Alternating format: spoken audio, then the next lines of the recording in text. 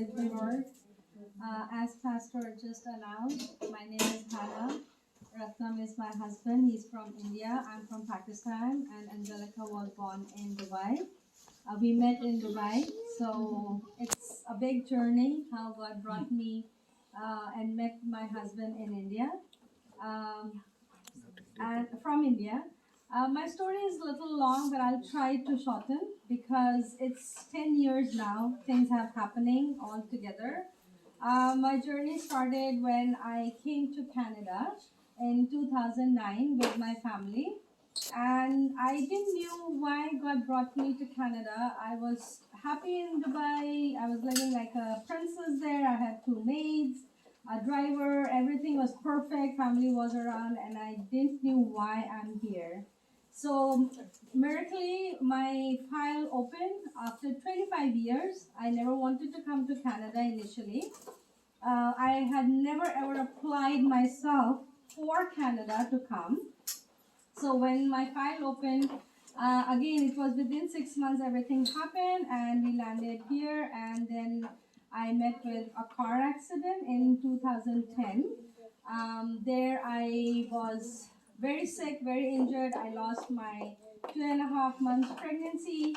And then I had my mother in Pakistan. She was very sick and she died after a year. So back to back things were happening, which was very hard for me to manage. Very new family, no family here, no friends here, nobody, just me, Angelica, and Ratnam. And with all this sickness and injuries, I was going through a lot of pain and suffering and brokenness. And then one day I was praying and I said, Lord, why did you bring me here? What is your purpose? And what is the reason I'm here all alone, suffering so much? I was so better in my country. I was so better in my family. What is the reason I'm here? And God gave me Matthew 25, um, from 36 verse till end. He mentioned there are two people which is mentioned there. One who is taking care of his bride, persecuted church, and there it says, I was sick, injured, and in jail, and you did not come and take care of me. And there's another person which is mentioned in the Bible that he is not doing nothing. So I start asking God, which one is me? Am I the right one or the left one? And then with that, I was not sure. I continued praying with that verse. And then I had a dream because I was asking God for the question. And I was very, very stubborn to go back to Pakistan. That's why I married to an Indian man. And I said, I will never go back to Pakistan. I will never, ever see anybody there. And then this dream was 19 September 2013. In the dream, I saw a white colored church, and there lots of people are in the church and they're praying and worshiping in my language. And I'm there. I was present when I was listening to worship. And then all of a sudden, I heard two men running far from and coming towards the church, and they were holding big guns. And they said, "We will kill all of you today." So I heard that, and I screamed and I said, close the doors, close the windows. These guys are getting in and they're going to kill. And all of a sudden, the first guy came and he suicided himself. And the first blast happened. And there was lots of women and children who died that time. And I was in so much pain and suffering. And I said, Lord, what do I do? What should I do with these people? And then the second person came and he suicided himself again. And then there was so much police, ambulance, fire brigade, volunteers, everywhere there was body parts, blood was everywhere, and the bullets were, all the walls were shattered. Sorry. I'm sorry. Every time I see that dream, even till today, it hurts me. Even till today, I feel that pain and suffering. And I don't know what to do that time. I just Sometime I'm in the hospital, one time I'm in the graveyard, another time I'm with people. Everywhere I was there in that church. It was very hard for me. I cannot help these people. I cannot go and do because there's so many of them. And I just woke up with scare and I said, Lord, what was that? Is this happen? Is it going to happen? Is it still going to happen? Is it already happened? I don't know anything. I was so scared with that dream. And then I just came down, I prayed, and I repented. And I said, Lord, I'm sorry. I'm very sorry what I did. I will pray for these people. I will intercede. I will definitely, from now onwards, I will not ignore anything and I will continue praying for these people. And then after 3 days, I saw the same dream what God showed me on the TV, which was more painful for me because I saw that before and now it is on the TV and I said it's my fault. I should have prayed more. I should have interceded more. I should have stand in the gap more so I can help these bodies for these people who are dead now or getting injured now. So I was very scared and I was praying, Lord, please, wherever they are, I don't know which place they are. And when I saw on the TV, they said it is All Saints Church, Peshawar in Pakistan. That was the most deadliest attack in the entire history. And when I saw that, I was more in pain and I started praying. And for 5 years, I continuously praying for these people. And then God spoke to me again and He gave me Habakkuk 2:2. And when I read that and I said, Lord, okay, what do you want me to do with this verse? And I continued praying for that verse for almost 2 years. And I start writing in just like a normal book, the same dream, whatever God is talking to me, sharing with me. I continuously writing that all what was happening in those 5 years. I could see the people bodies are hurting, they're injured, their parts are broken, their bodies are shattered. They're asking for help every time they say, "Please help, please help." So I was praying for them, and I said, Lord, I don't know how to help them. I don't know. I'm so far. I'm new to Canada. I'm injured. I'm suffering, and I don't know how to help these people. I don't know.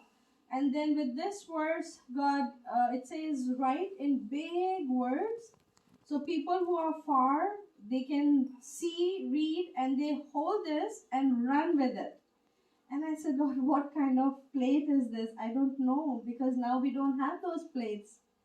There's no such big plate, so I was not aware what it is. And then after 2 years, God gave me a name, Christian Media. So when I googled, there is an organization who makes Christian movies. So I called them after praying, after 3 days, and I shared my story with her. And she said, you should go to this place because there are lots of people coming and they are looking for true stories, and your story is so powerful. You should go and share your story with them. And somebody from there will pick and make the movie. And when she said movie, I said, this is just a dream. How come it's going to be a movie? And she said, no, this is a movie. It's a very powerful story. You must go there. I went, I came back, and I shared same thing what I'm sharing here. And everybody told me go back and write a script. So when I came back, I had no idea what is script. I have never written script. I don't know how to write script. And I started praying and I said, Lord, I don't know where to go and find the person, because for 2 years continuously I was praying that I need someone who can write this story for me.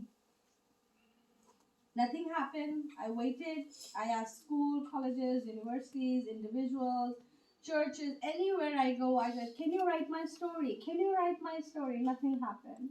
Every single person refused because first it's Christian story, second it's about Pakistan, and third it's persecution. So people don't like to talk about persecution. And when this happened, I was just frustrated, and I said, Lord, I don't know where to go, and I don't know who is going to write. Now you bring somebody. I can't find anybody. And then God told me, open Facebook. Usually people don't like Facebook, but for me, in my life, Facebook is the best place to testify, share the word of God, and get connected with people around the world. And then right away, I wrote just 2 lines. I'm looking for somebody who can write a story about persecution in Pakistan, and it's a true event. And right away, a message came, and she said, "I'm ready." And I was wondering, I didn't share her anything, and she's saying, "I'm ready." And then we start talking to each other, and she said, "I've been praying for 2 years." She's from USA. In my home, and I wanted to serve the Lord now. I've worked so much for the myself, my family, and the world. Now I want to serve. That's why I said I'm ready, because I was praying for 2 years here as well. So finally, we met each other over the phone, on Zoom and WhatsApp. We wrote the script in 6 months, and somehow somebody told me, "You submit the story because your story is powerful, and see how people see that." So I just like that, I sent it. I had no idea what will happen with that script. And right away, my story was accepted, and they said, "You're nominated for award." And I said, what was that? So I don't know what happened there. And I got the first award from Christian International Film Festival, which is in Toronto, for my award was 19 September 2020. So same date, same month, after 7 years, got awarded this script. It's called Hannah's Dream. And then I continuously submitted the script to different film festivals, different individuals, churches, everywhere I send. And I want feedback. What do you think? What this story means to you? And by God's grace, now we have won 24 awards just on the paper, on the script. And then everybody said, "Let's make the short movie." I said, "Okay." It was COVID when we did this. So there's no shooting, there's nobody available. So we just picked some clips, made the short movie. And again, I submitted to film festivals, and short movie also received 17 awards till today. So by God's grace, everything started from that very broken, and I was just hopeless with everything. And God gave me something so unique, which I can never ever comprehend even. Thank you.